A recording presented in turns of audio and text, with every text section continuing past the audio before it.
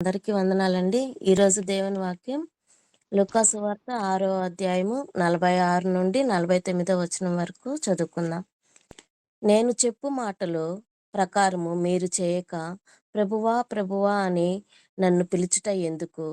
నా యొద్దకు వచ్చి నా మాటలు విని వాటి చెప్పుదా చేయు ప్రతి వాడును ఎవని పోలియుండునో మీకు తెలియచేతును. వాడు ఇల్లు కట్టవలెనని యుండి లోతుగా త్రవ్వి బండ మీద పునాది వేసిన వాణ్ణి పోలియుండును. వరద వచ్చి ప్రవాహము ఆ ఇంటి మీద వడిగా కొట్టినను అది బాగుగా కట్టబడినందున దాన్ని కదిలింపలేకపోయెను. అయితే నా మాటలు వినియు చేయనివాడు పునాది వేయక నేల మీద ఇల్లు కట్టిన వానిని పోలియుండును. ప్రవాహము దాని మీద వడిగా కొట్టగానే అది కూలి పడెను. ఆ ఇంటిపాటు గొప్పదని చెప్పను. హల్లెలూయా. థ్యాంక్ యూ ప్రభునందు బ్రదర్. ప్రియమైన దేవుని బిడ్డలారా, మన ప్రభువైన యేసుక్రీస్తు నామంలో మీ అందరికీ వందనాలు, ఉదయకాలపు శుభాలు తెలియచేస్తున్నాను. సమయంలో మనము వాక్యము ధ్యానించుకోక ముందు ఆత్మ నడిపింపు కొరకు ప్రార్థన చేసుకుందాం. పరిశుద్ధుడా, ప్రేమ కలిగిన తండ్రి, మీకు స్తోత్రం నాయన. ప్రభువా, యొక్క ఉదయకాల సమయంలో ప్రభువా, మొదటి గడియ మీతో గడిపే భాగ్యము మీరు మాకిచ్చారు. ఎందరికో ఈ భాగ్యం లేదు నాయన. ఈ దినాన్ని చూడలేక ఎంతమందో గతించిపోయి ఉంటారు. ఒకవేళ సజీవులుగా ఉన్నప్పటికీ నాయన నిద్రామత్తులుగా ఉన్నటువంటి వారు కూడా ఉన్నారు. అయితే ప్రభువా, మా యొక్క యూసీవై పరిచర్యకు తండ్రి ఉదయకాలం లేచి ప్రభువా తండ్రి పాటలు పాడి వాక్యాన్ని ధ్యానించే భాగ్యం ఇచ్చారయ్యా, మీకు వందనాలు తెలియజేస్తున్నాం. తండ్రి నాయన యొక్క ఉదయకాల సమయంలో మీరు మాతో మాట్లాడండి ప్రభువా. నాయన నేను మాట్లాడితే తండ్రి వింటున్న వారికి అర్థం కాకపోవచ్చు కనుక ప్రభా, మీరు నాలో ఉండి నన్ను మీ బూరగా వాడుకోమని విజ్ఞాపన చేస్తా ఉన్నాను ప్రభా. నాయన చేరి వచ్చిన ప్రతి బిడ్డను మీరు జ్ఞాపకం చేసుకోండి. నాయన వాళ్ళ కుటుంబాలను దీవించండి, కనికరించండి. వాళ్ళ కుటుంబాల్లో మీరు మేలు చేయండి నాయన. మీకు వందనాలు తెలియజేస్తున్నాను. రాబోయే రోజుల్లో నాయన యొక్క యూసీవై పరిచర్యను తండ్రి బహు విరివిగా మీ యొక్క సువార్తలో వాడుకోండి ప్రభా. అనేక మంది ఆయన బలవంతుని చేతుల్లో బాణాలలాగా తయారవ్వాలని కోరుకుంటున్నాం. సహాయం దయచేయండి నాయన. తండ్రి యొక్క వాక్యాన్ని ప్రారంభించబోతుండగా తండ్రి మీరు నన్ను సిలువు చాటును మరుగుపరచమని, మీకే మహిమ ఘనత ప్రభావంలో చెల్లించుకోమని యేసుక్రీస్తు నామంలో అడిగి వేడుకుంటున్నాను తండ్రి. ఆమెన్. ఆమేన్. ఆమేన్. ప్రభునందు ప్రియమైన దేవుని బిడ్డలారా, ఈ యొక్క ఉదయకాల సమయంలో యేసుక్రీస్తు అనబడే బండ అనేటువంటి అంశము గురించి మనము ధ్యానించుకోబోతున్నాం. మొట్టమొదటిగా మనము ఎఫెసీ పత్రిక 2వ అధ్యాయము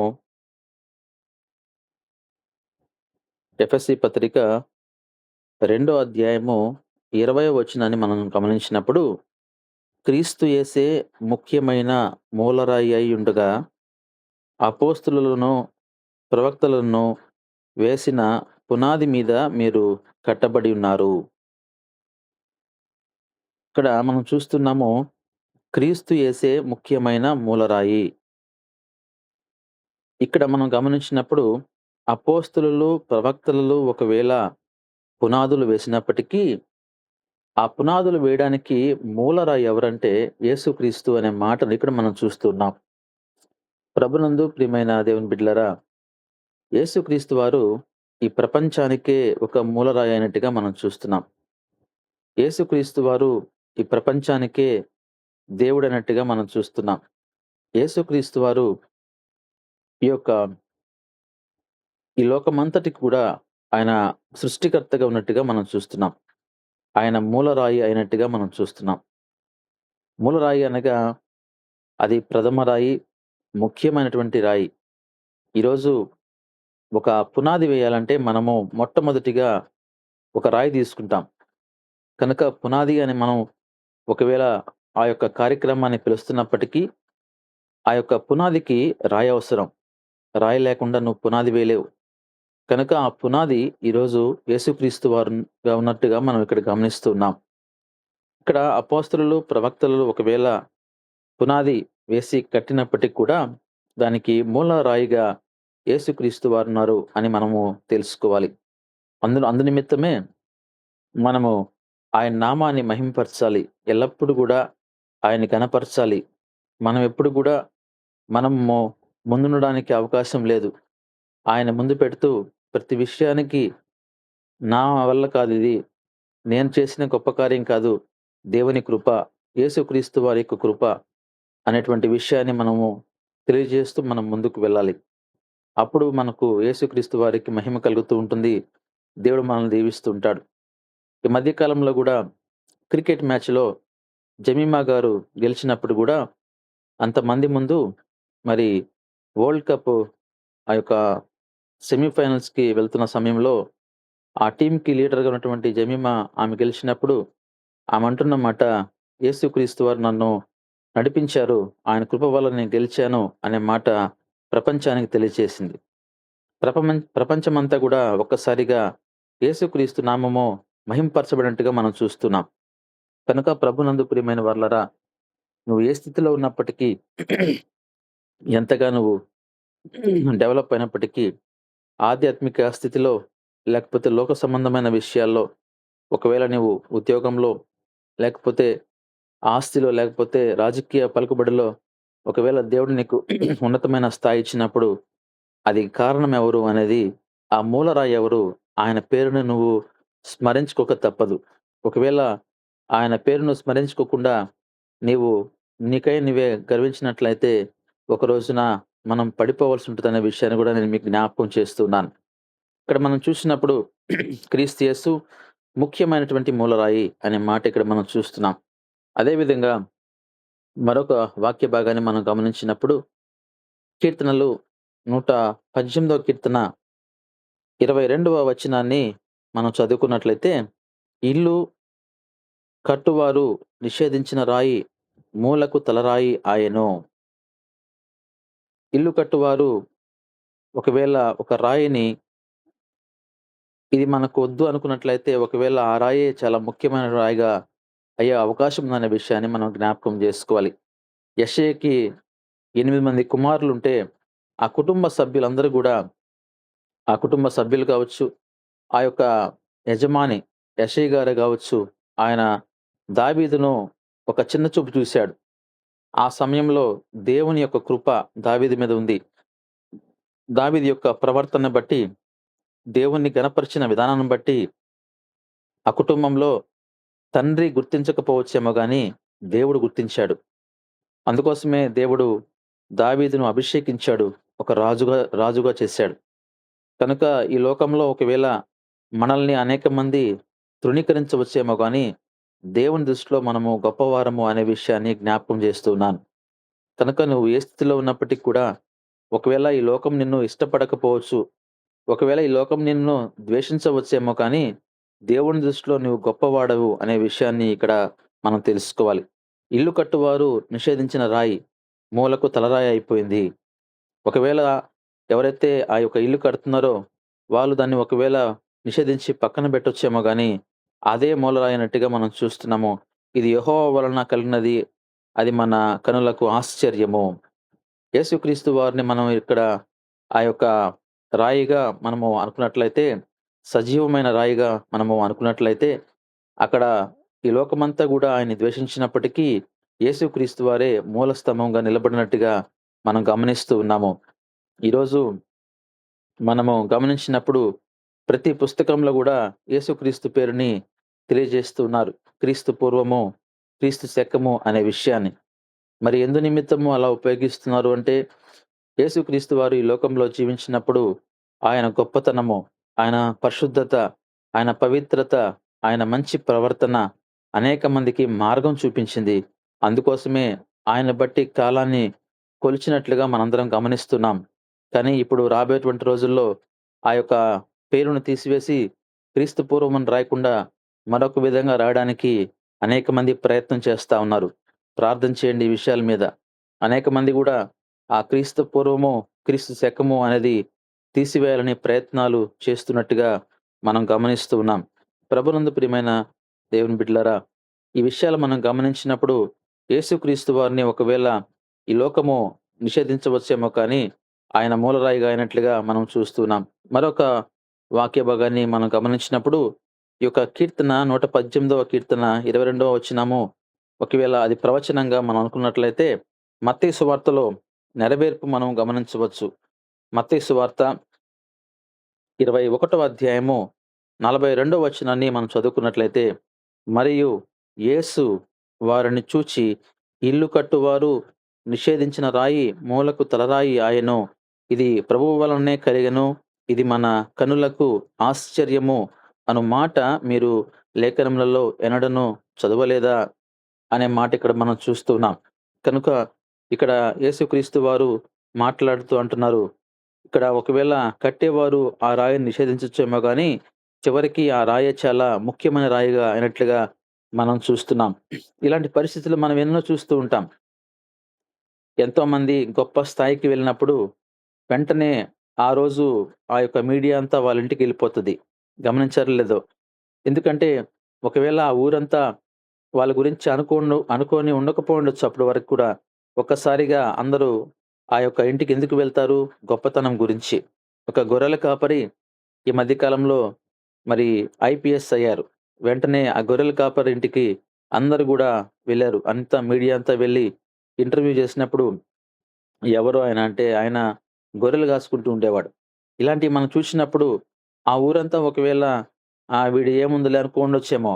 కానీ అతని జ్ఞానాన్ని బట్టి ఈరోజు మంచి స్థాయికి వెళ్ళినట్టుగా మనం చూస్తున్నాం.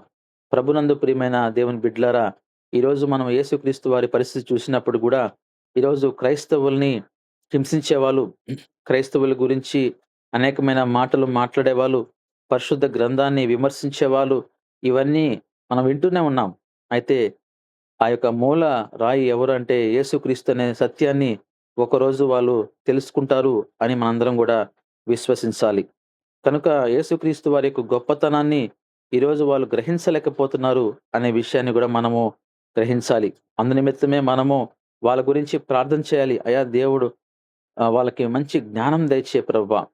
ఏ విషయాన్ని వాళ్ళు గ్రహించాలో, ఆ గ్రహింపు జ్ఞానము వారికి దయచేయమని మనందరం గూడా దేవుని ముందు ప్రార్థన చేసినప్పుడు, దేవుడు ఖచ్చితంగా కార్యం జేస్తాడు. అందుకే నేను అంటూ ఉంటాను, మనం సువార్తకి వెళ్ళినప్పుడు ఏదో నామకార్థకంగా సువార్తకి వెళ్ళడము, వెళ్ళాము గదా అని వెళ్ళడం కాదు. అనేక మంది గొప్పల కొరకు వెళ్ళడం కాదు గానీ, మనం వెళ్ళినప్పటి నుంచి తిరిగి మళ్ళీ ప్రయాణమై మన గృహానికి బయలుదేరేంత సేపు ఆ ప్రాంతంలో ఉన్న ప్రతి క్షణం గూడా మన మనసులో అయ్యా! ఈ గ్రామాన్ని దీవించు నాయనా. ఈ గ్రామంలో మీరు ఈ వాక్యం ద్వారా మాట్లాడు ప్రభువా. కనీసం ఒక్కరైనా రక్షించబడాలి అనేటువంటి భారముతో ప్రతి ఒక్కరూ ప్రార్థన చేస్తే దేవుడు తప్పకుండా కార్యం చేస్తాడని నేను మీకు తెలియజేస్తా ఉన్నాను. మనం ఎప్పుడైతే ప్రతి ఒక్కరు మనము ఎళ్ళినటువంటి 20 మంది గావచ్చు, 30 మంది గావచ్చు, మనం వెళ్ళినప్పటి నుంచి కూడా తిరిగి వచ్చేంత వరకు గూడా ప్రతి క్షణము అక్కడ ఎవరు పాటలు పాడుతున్నా, ఎవరు వాక్యం చెప్తున్నప్పటికీ మన మనసు, మన ఏకాగ్రత ఈ యొక్క గ్రామాన్ని దేవుడు దీవించాలి అనేటువంటి ప్రార్థనని మనసులో నువ్వు చేస్తున్నట్లయితే, ఎక్కడ ఇద్దరు లేక ముగ్గురు నా నామమున కూడి ఉందురో అక్కడ నేనుంటానని సెలవిచ్చినటువంటి దేవుడు మనందరి మొర ఆలకిస్తాడు. సంఘమంతా ప్రార్థన చేసినప్పుడు ఏ విధంగా అయితే మరి పేతురు సంకెళ్ళు తెంచబడ్డాయో, ఆ విధంగా మనందరం ప్రార్థన చేసినప్పుడు, ఏకీభవించినప్పుడు దేవుడు ఖచ్చితంగా కార్యం చేస్తాడు. కానీ మనం చూస్తా ఉంటాము సువార్తలో కొందరు సెల్ ఫోన్ చూసుకునేవాళ్ళు, మరికొందరు మాట్లాడుకునేవాళ్ళు, కొందరు రకరకాలుగా ఉన్నటువంటి వాళ్ళు మనం చూస్తుంటాం. అలాంటి సువార్త దేవునికి ఇష్టం లేదనే విషయాన్ని నేను మీకు తెలియజేస్తున్నాను. మనం వెళ్ళినటువంటి కార్యం ఏంటి? మనం వెళ్ళినటువంటి పనేంటి? మనము దేవుని సువార్తను ప్రకటించాలి. అనేక మందికి మనము దీవెనకరంగా మార్చబడాలనే విషయాన్ని నేను మీకు తెలియచేస్తున్నాను. ప్రభునందు ప్రియమైన దేవుని బిడ్డలారా. ఈ సమయంలో మరొక వాక్య భాగాన్ని మనం చూద్దాము. మొదటి కొరింథీ పత్రిక 10వ అధ్యాయము 1-4 వరకు చదువుకుందాం. సహోదరులారా, ఈ సంగతి మీకు తెలియకునుట నాకు ఇష్టము లేదు. అదేమనగా మన పితరులందరూ మేఘము క్రింద ఉండిరి. వారందరును సముద్రములో నడిచిపోయిరి. అందరును మోషేను మోషేను బట్టి మేఘములోను సముద్రములోను బాప్తిస్మం పొందిరి. ఇక్కడ మనం చూస్తున్నాము ఇశ్రాయేలు జనాంగం గురించి ఈ వాక్యం మాట్లాడుతున్నప్పుడు మోషే గారు నడిపిస్తున్న సమయంలో మేఘములోను సముద్రములోను బాప్తిసం పొందారంట. అందరూ ఆత్మ సంబంధమైన ఒకే ఆహారమును భుజించారు. అందరికీ ఒకటే ఆహారము. అందరూ ఆత్మ సంబంధమైన ఒకే పానీయమును పానము చేశారు. అందరూ గూడా ఒకే పానమును పానం చేశారు. ఏలైనగా తమను వెంబడించిన ఆత్మ సంబంధమైన బండలోనిది త్రాగిరి. బండలోనిది త్రాగిరి. ఆ బండ క్రీస్తే. ఆ బండ ఎవరో గాదు, క్రీస్తే. యేసుక్రీస్తు వారు నడిపించారు. కనుక వారందరూ గూడా ప్రయాణమై వస్తున్నప్పుడు వారికి అన్ని విషయాల్లో సహాయం చేస్తూ వచ్చారు. ఆ మూలరాయి ఎవరో కాదు, యేసుక్రీస్తు వారనే విషయాన్ని ఇక్కడ మనం చూస్తున్నాం. కనుక యేసుక్రీస్తు వారు నడిపించినట్టుగా వాళ్ళకి ఏమైతే అవసరమో ఆ యొక్క జీవాహారము, ఆ యొక్క పానీయము అన్నీ గూడా సమకూర్చి వారిని 6,00,000 కాల్బలాన్ని వాళ్ళందరూ నడిచి వస్తున్నప్పుడు అనేక విషయాల్లో మేఘస్తంభముగా వాళ్ళకి అడ్డముంటూ, దీపస్తంభముగా వాళ్ళకి వెలుగునిస్తూ, అనేక విషయాల్లో వాళ్ళకి దేవుడు సహాయపడుతూ వచ్చాడు అంటే దేవుని యొక్క గొప్పతనం మనం తెలుసుకోవాలి. కనుక ఆ బండ ఎవరో కాదు. అంతమంది నడిపించినటువంటి ఆ వ్యక్తి ఎవరో కాదు, యేసుక్రీస్తు వారే. అదే విధంగా మోషేకి అంత జ్ఞానం ఎవరిచ్చారు? మరి దేవుడిచ్చారు. కనుక మనము ఏదైనా ఒక విషయాన్ని నడిపించాలన్నప్పుడు మనము దేవుని జ్ఞానం కొరకు మనము అడగాలి. దేవుని కొరకు దేవుడిచ్చేటువంటి జ్ఞానాన్ని బట్టి మనం వెళ్ళినప్పుడు మాత్రమే మనము చక్కగా నడిపించగలం. లేకపోతే మనము ఫెయిల్ అయిపోతాం అనే విషయాన్ని జ్ఞాపకం చేస్తున్నాను. ప్రభునందు ప్రియమైనటువంటి దేవుని బిడ్డలారా, ఈ వాక్యాన్ని మనం గమనించినప్పుడు నేను మీకు ఇప్పటి వరకు కూడా యేసుక్రీస్తు యొక్క ఆహ్, క్రీస్తు అనే బండ గురించి వివరిస్తూ వచ్చాను. కనుక ఆయన మూలరాయిగా ఉన్నాడనే విషయాన్ని నేను మీకు తెలియజేస్తూ వచ్చాను. ఒకవేళ ఈ లోకం నిషేధించొచ్చేమో గానీ, ఆ నిషేధించబడినటువంటి రాయే ఈరోజు తలకు మూలరాయి అయినట్టుగా మనం చూస్తున్నాం. కనుక ఆ యేసుక్రీస్తు యొక్క నామానికి ఎంత విలువుందో, ఆయనే ఈరోజు మనందరికీ దేవుడుగా ఉన్నాడు అనే విషయాన్ని గూడా నేను మీకు తెలియచేస్తూ ఉన్నాను. ఈ సమయంలో మనం చదువుకున్నటువంటి వాక్య భాగాన్ని ఇప్పుడు మనం చూద్దాం. లూకా సువార్త 6వ అధ్యాయము 46 నుంచి చదువుకుంటూ వెళ్దాము. నేను నేను చెప్పు మాటల ప్రకారము మీరు చేయక ప్రభువా, ప్రభువా అని నన్ను పిలుచుట ఎందుకు? ఇది చాలా ప్రాముఖ్యమైన మాట. ఈ రోజున మనందరం గూడా దేవుని మాటను వినాలి. దేవుని వాక్యాన్ని వినాలి. దేవుని వాక్య ప్రకారంగా చేయాలి. మీరు చేయక అనే మాట ఇక్కడ చూస్తున్నాం. ఈరోజు మనందరం గూడా దేవుని వాక్య ప్రకారంగా చేస్తున్నామా? దేవుని వాక్యానికి లోబడుతున్నామా? కనుక వాక్యం చెప్పొచ్చండి. అనేక మంది గూడా ప్రిపేర్ అయ్యి వాక్యాన్ని బోధించవచ్చు. అదేవిధంగా అనేక మంది కూర్చొని వాక్యాన్ని వింటూ ఉంటారు మందిరాల్లో. అయితే చెప్పడము అనేది మంచిదే. వినడం అనేది మంచిదే.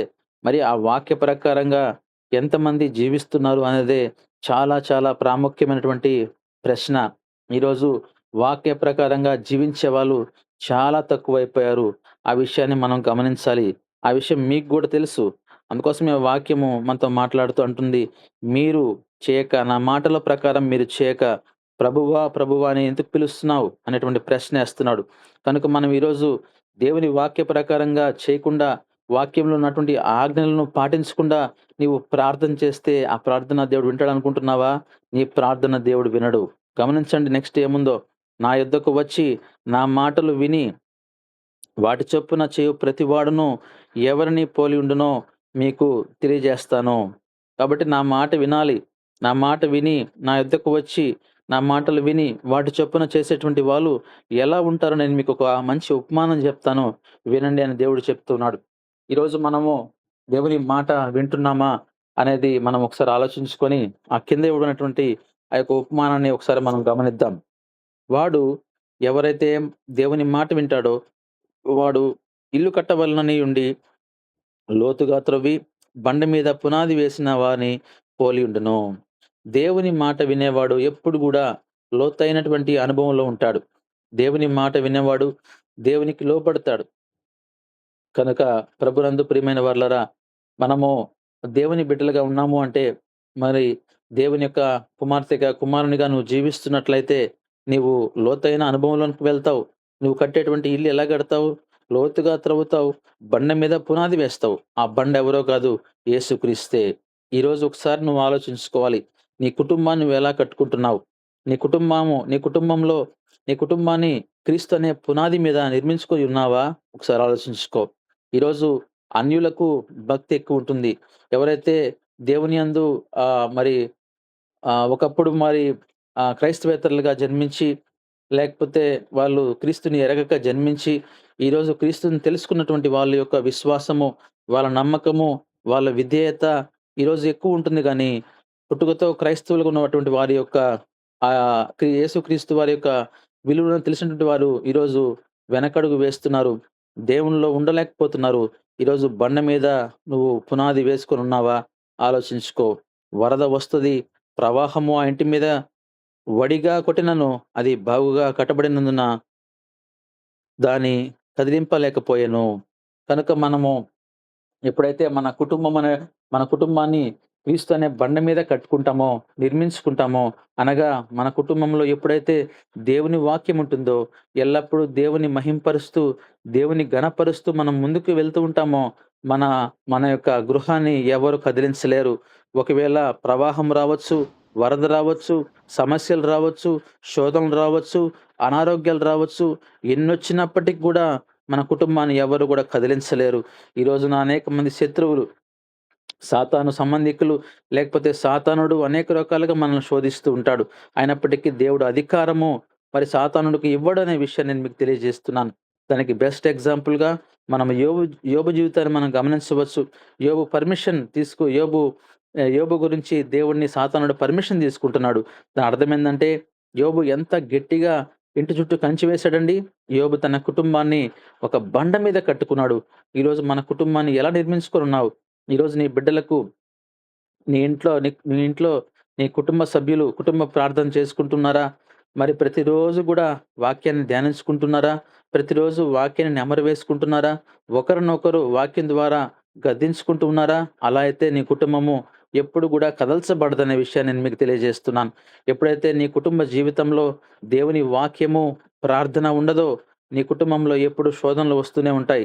వాటిని నువ్వు జయించ జయించడానికి శక్తి కావాలంటే నువ్వు దేవునిలో జీవించాలి. ఈరోజు అనారోగ్యాలొస్తూ ఉంటాయి. అదేవిధంగా బాధలొస్తూ ఉంటాయి. రకరకాల అప్పుల బాధలు, శోధనలు, మానసికమైన ఇబ్బందులు రకరకాలవి మరి ప్రవేశిస్తున్నాయంటే నువ్వు బలహీనుడివైపోతున్నావేమో ఒకసారి ఆలోచించుకో. దేవుని యొక్క యేసుక్రీస్తు బండ మీద నీ కుటుంబాన్ని ఇప్పుడైనా నిర్మించుకో. కనుక ఎప్పుడైతే పునాది గట్టిగా ఉంటుందో, దేవుని కాపుదల నీకు ఎల్లప్పుడూ ఉంటుందనే విషయాన్ని నేను మీకు తెలియజేస్తున్నాను.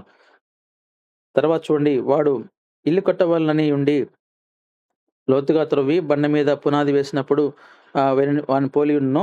తర్వాత 49వ వచనం. అయితే ఈయన మాటలు వినియు చేయని వాడు, ఎవరైతే దేవుని మాటలు వింటారు, ఆ మాటలు వదిలేస్తారో, ఈ మాట జాగ్రత్తగా గమనించాలి. వినేవారు ఎలా ఉంటారు? ఆ క్రీస్తు అనే బండ మీద పునాది వేసుకొని నిర్మించుకుంటారు వాళ్ళ కుటుంబాన్ని. వాళ్ళ కుటుంబం ఎల్లప్పుడూ గూడా సంతోషంగా, సమాధానంగా ఉంటుంది. ఆ కుటుంబంలో ఒకవేళ సాతానుడు శోధనలు పెట్టినప్పటికి గూడా వాటిని జయించే శక్తి గూడా దేవుడు వాళ్ళకిస్తాడు. అనారోగ్యాలు గూడా ఆరోగ్యంగా మారిపోతది. అదేవిధంగా ఒకవేళ సమస్యలు, శోధనలుంటే అవన్నీ తొలగిపోయి సంతోషము, సమాధానము ఆ గృహంలో ఉంటుంది. ఎందుకంటే యేసుక్రీస్తు వారు ఆ కుటుంబంలో ఉన్నాడు గనక. అయితే ఒకవేళ దేవుని మాటలు వింటున్నావు, అనేక మంది దైవ సేవకులు నీకు వాక్యం చెప్తున్నారు. ఈ యొక్క సోషల్ మీడియాలో నువ్వు దేవుని మాటలు వింటున్నావు. మంచిదే. ప్రయాణంలో వింటున్నావు, ఉద్యోగ స్థలంలో వింటున్నావు, అనేక మంది వాక్యాలు బోధిస్తూ ఉంటే వింటున్నావు, మంచిదే. మరి ఆ వాక్య ప్రకారంగా నువ్వు జీవించకపోతే అప్పుడు అంటున్నాడు, నువ్వు చేయని యెడల పునాది వేయక నేల మీద ఇల్లు కట్టిన వానిని పోలియుండును. ప్రవాహము దాని మీద వడిగా కొట్టగానే అది కూలిపడెను. ఆ ఇంటిపాటు గొప్పదని చెప్పెను. చూసారు గదండీ! ఎప్పుడైతే మనము దేవుని మాట విని, ఆ మాటకు లోబడకుండా ఉంటామో, వినండి, ఈ మాట జాగ్రత్తగా అందరూ గమనించండి. దేవుని మాట అందరూ వింటారు. ప్రతి ఒక్కరు వింటారు. అన్యులు గూడా వింటూ ఉంటారు. మనం సువార్తకు వెళ్ళినప్పుడు గూడా చాలామంది మైక్ ద్వారా ఏం జెప్తున్నారు వీళ్ళు? వీళ్ళేమన్నా మనల్ని విమర్శిస్తున్నారా? అనేది గూడా వింటుంటారు. దాని అర్థము మన వాక్యాన్ని అందరూ వింటారు. ఆ వాక్యాన్ని వినడం కాదు, ఆ వాక్యాన్ని వినిన తర్వాత ఆ వాక్య ప్రకారంగా జీవించే వారై ఉండాలి. ఈరోజు ఎవరైతే వాక్యాన్ని విని, ఆ వాక్యాన్ని మరి ఆ వాక్య ప్రకారంగా జీవించరో, వాళ్ళ పునాది సరిగ్గా ఉండదండి. వాళ్ళ కుటుంబంలో ప్రార్థన ఉండదు. వాళ్ళ కుటుంబంలో దేవుని వాక్యం ఉండదు. ఈరోజు వాళ్ళు గమనించండి, ఉద్యోగం జేస్తున్నాము, లేకపోతే ఒక మంచి పనికి మనకు దేవుడిచ్చాడు. ఆ పనిచ్చిందెవరు? దేవుడు. మరి ఆ ఉద్యోగానికి దాదాపుగా 8 గంటలు గవర్నమెంట్ ఆ సమయాన్ని కేటాయిస్తది. అదేవిధంగా మనం పనికెళ్తే ఆ పని గూడా దాదాపుగా 6 గంటలు, 8 గంటలట మనం పని జేస్తాం. మరి ఆ పని ఇచ్చిందెవరు? మరి ఆ ఉద్యోగం ఇచ్చిందెవరు? మరి ఆ దేవుని కొరకు మనం ఎంత సమయం కేటాయిస్తున్నాం? ఆ సమయం గురించి మనం ఏమంటామంటే, మేము అలసిపోయొచ్చేసాము. మేమంతా అలసటగా ఉన్నాము. మాకంతా అనారోగ్యం అయిపోతుంది. మేము ఇప్పటిదాకా అంటే మరి అంత అలసటగా ఉన్నప్పుడు మరి ఉద్యోగం ఎలా చేస్తున్నావు? ఆ ఉద్యోగం 8 గంటలప్పుడు నీకు అలసటగా ఉండి, నువ్వు ప్రశాంతంగా కూర్చుంటే ఉద్యోగము ఎవరైతే నీకు యజమాని ఉంటాడో ఆయన ఒప్పుకుంటాడా? ఆలోచించండి. ఈరోజు దేవుడు యజమానిగా ఉన్నాడు. అందరికంటే గొప్ప దేవుడు మనకు ఆయన యజమానుడిగా ఉన్నాడు. ఆయన తీర్పరిగా ఉన్నాడు. ఆయన న్యాయాధిపతిగా ఉన్నాడు. ఒకవేళ దేవుడు నిన్ను ప్రశ్నేస్తాడు. మరి ఆ ఉద్యోగం ఇచ్చిందెవరు? నేనే గదా మరి నీకు. మరి నా కొరకు నువ్వెంత సమయం కేటాయిస్తున్నావు? ఈరోజు మనం ఎంత సమయాన్ని దేవుడి కొరకు కేటాయిస్తున్నామన్నది ఆలోచించాల్సినటువంటి సమయం. అందుకే అంటున్నాడు, ఒకవేళ ఆ వాక్యాన్ని నువ్వు వినక ఉన్నట్లయితే, ఆ వాక్యము నువ్వు విని దాని ప్రకారం నడుచుకోకపోతే, నీ పునాది నువ్వేస్తావు. అదే దాన్ని నేల మీద ఏస్తావు. నేల మీద ఇల్లు కడతావు. ఆ ఇల్లేమైపోద్ది? ప్రవాహం వస్తది. వచ్చిన వెంటనే వడిగా కొట్టినప్పుడు అది కూలిపోద్ది జాగ్రత్త. దేవుని మాట చాలా కఠినంగా ఉంటదండి. దేవుని మాట చాలా ప్రేమగా ఉంటది. దేవుని మాట చాలా గద్దించే విధంగా ఉంటదండి. బాధపడొద్దు. ఎందుకంటే ఆయన అంటున్నాడు, "జాగ్రత్త నీ ఇల్లు కూలిపోద్ది ఒక రోజున." నువ్వు ఇసుక మీద కట్టుకుంటున్నావా? ఒకవేళ నువ్వు నా మాటని వదిలేస్తున్నావా? ఒకవేళ నీ బిడ్డను నువ్వు గద్దించలేకపోతున్నావా? నీ బిడ్డను నువ్వు ప్రేమ ద్వారా నువ్వు ప్రేమించడం ద్వారా ఎక్కువగా గద్దించలేకపోతున్నావా? అలా అయితే ఒకరోజు నీ ఇల్లు కూలిపోద్ది. ఆ ఇల్లు కూలిపోయినప్పుడు నువ్వు బాధపడతావు. కనుక ఆ ఇల్లు కూలిపోకముందే ఇప్పుడన్నా నీవు బండ మీద ఇల్లు కట్టుకో. బండ మీద నిర్మించుకో. యేసుక్రీస్తు వారిని నీ గృహంలోకి చేర్చుకో. యేసుక్రీస్తు వారిని గృహంలోకి ఆహ్వానించు అనేటువంటి మాట ఇక్కడ మనం చూస్తున్నాం. ప్రభునందు ప్రియమైన దేవుని బిడ్డలారా, దేవుని వాక్యాన్ని మనము 2 విధాలుగా మనం గమనించాలి. ఒకవైపు మనం చూసినప్పుడు ఆయన ప్రేమ స్వరూపిగా ఈ లోకానికి వచ్చాడు. అందుకే మనకు ప్రేమను చూస్తాం ఒకవైపు.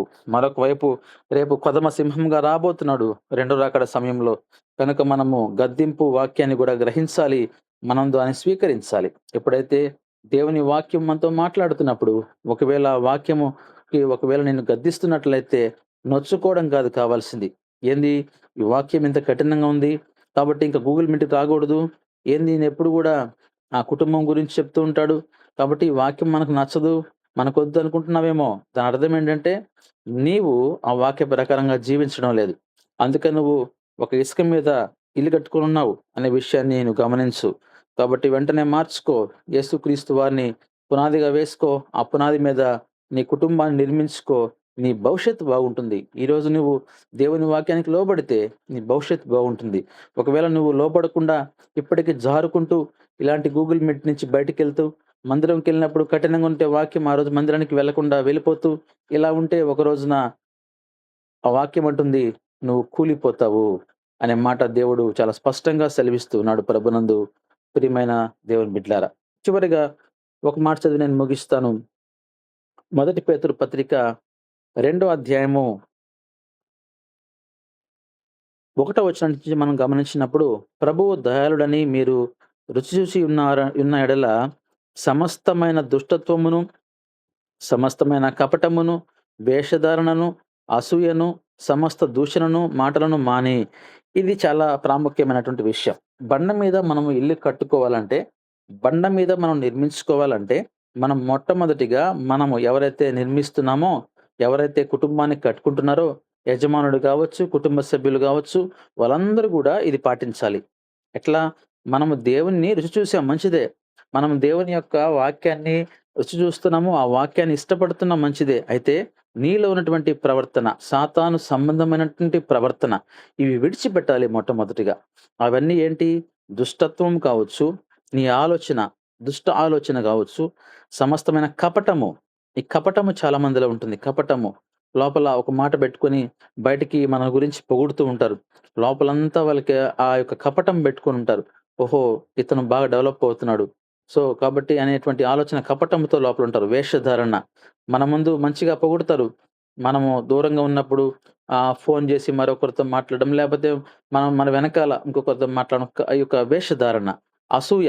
అసూయ అంటే తెలుసు కదా మీకు. మనకు మనము ఏదైనా ఒక ఎదుగుదల చూసినప్పుడు, ఓహో! మనకంటే ఎదిగి ముందుకెళ్తున్నాడే అనే అసూయ, సమస్త దూషణ మాటలు, ఈ చెడ్డ మాటలు ఈరోజు ఈ మాటలు ఎక్కువ. ప్రతి ప్రతి ఒక్కరి నోటిలో ఈరోజు క్రైస్తవుల నోట్లో గూడా ఈ దూషణ మాటలొస్తున్నాయి.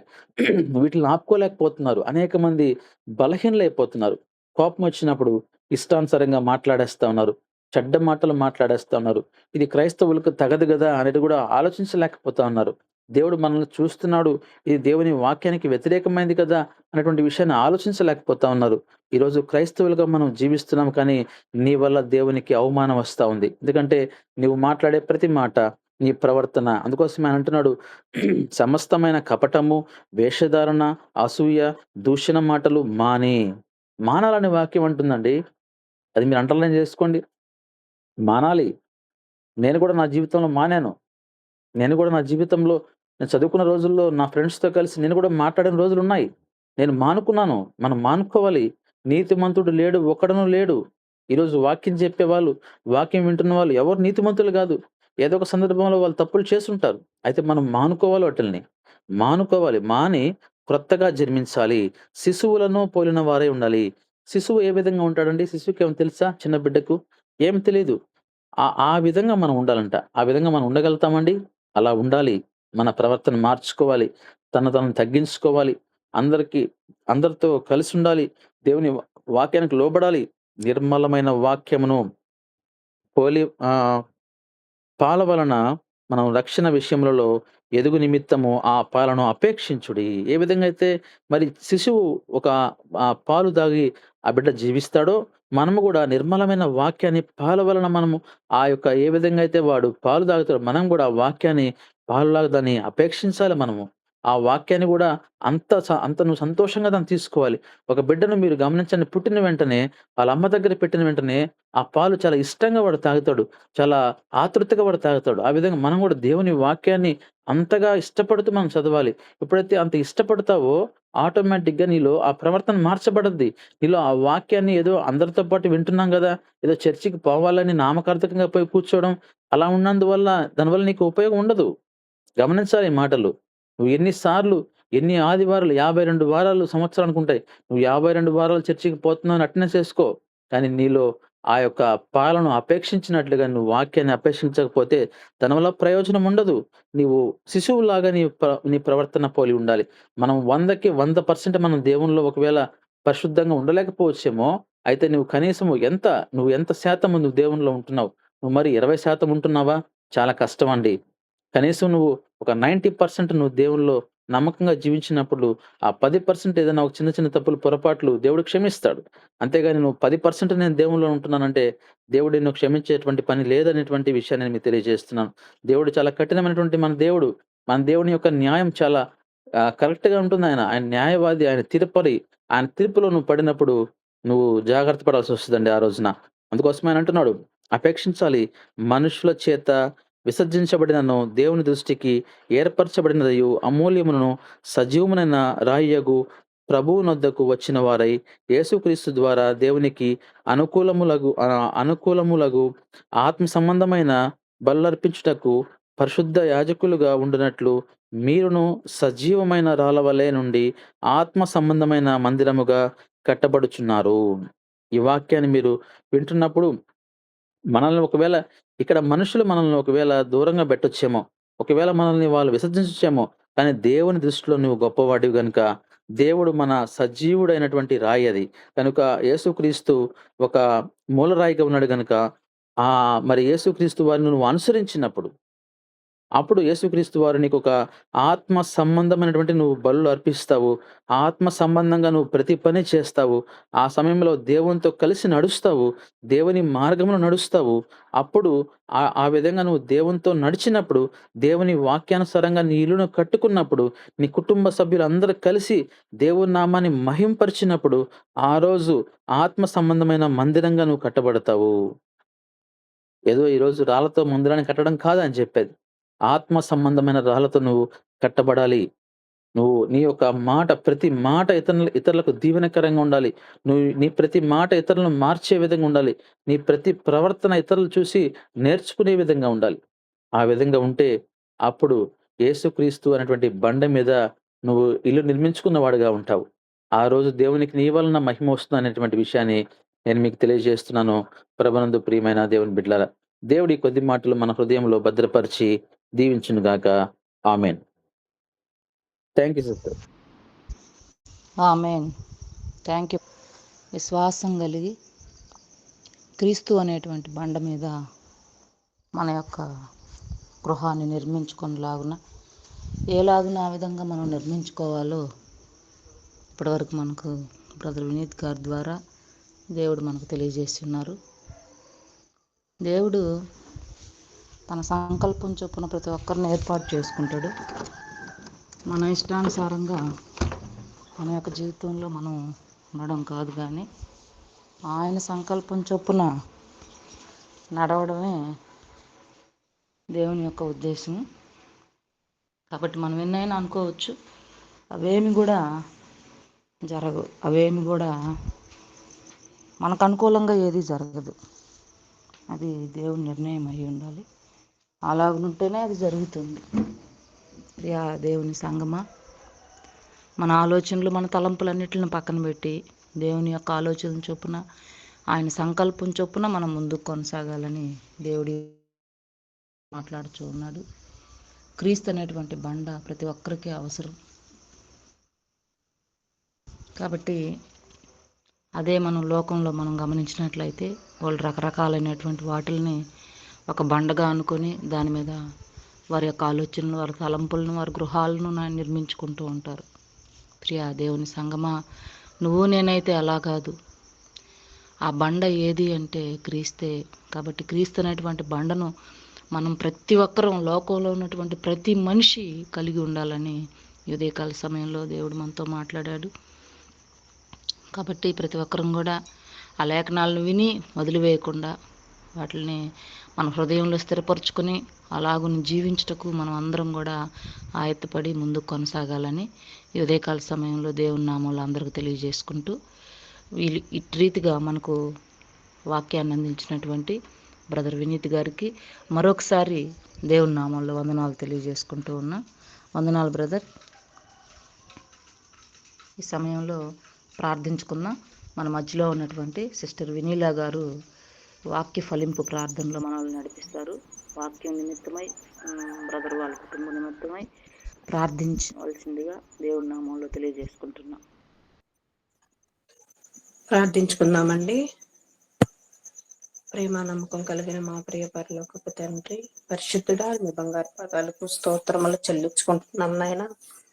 గడిచిన కాలం అంతయు నీ రెక్కల చేత మమ్మల్ని భద్రపరిచావు, కాచి కాపాడావు, మంచి ఆరోగ్యమును ఆయుష్నిచ్చావు నాయన. అందుని బట్టి నీకు వందనాలు చెల్లించుకుంటున్నాం తండ్రి. ఈ సమయం ఉంది నా తండ్రి, మేమందరం ఒక మందగా చేరిన ఆయన నీ పాద సన్నిధికి మేము వచ్చేటప్పుడు నాయన, నీవు ఇచ్చిన కృపను బట్టి, నీ యొక్క ధన్యతను బట్టి నాయన నీకు వందనాలు చెల్లించుకుంటున్నాం నాయన. అమూల్యమైనటువంటి వాక్యమును నాయన మేము వినుటకు నా తండ్రి, మాకు ఒక దినాన్ని మాకు అనుగ్రహించినందుకు నీకు వందనాలు చెల్లించుకుంటున్నాం తండ్రి. ఇదిగో నా తండ్రి, వాక్యము చెప్పిన రీతిగా మేమైనా క్రీస్తున్న బండ మీద మా ఇల్లు కట్టుకున్నట్టుకు కావలసినటువంటి జ్ఞానమును దయచేయమని అడుగుచున్నాం నాయన.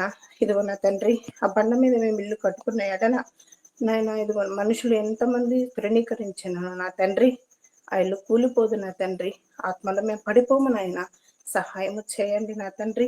ప్రతి ఒక్కరము కూడా నా తండ్రి నీకు ఇష్టకరముగా నా తండ్రి ఈ బండ మీద నాయన మా ఇల్లు కట్టుకున్నట్టుకు నా తండ్రి, ఆత్మలో మేము కొనసాగుటకు సహాయము దయచేయమని అడుగుచున్నాం నాయన. చేరుకుడు వచ్చిన ప్రతి బిడ్డని జ్ఞాపకం చేసుకోమని అడుగుచున్నాం నా తండ్రి. మేము ఏ విధంగా జీవించాలో నా తండ్రి లోకములు మాకు నేర్పించమని అడుగుచున్నాం నా తండ్రి.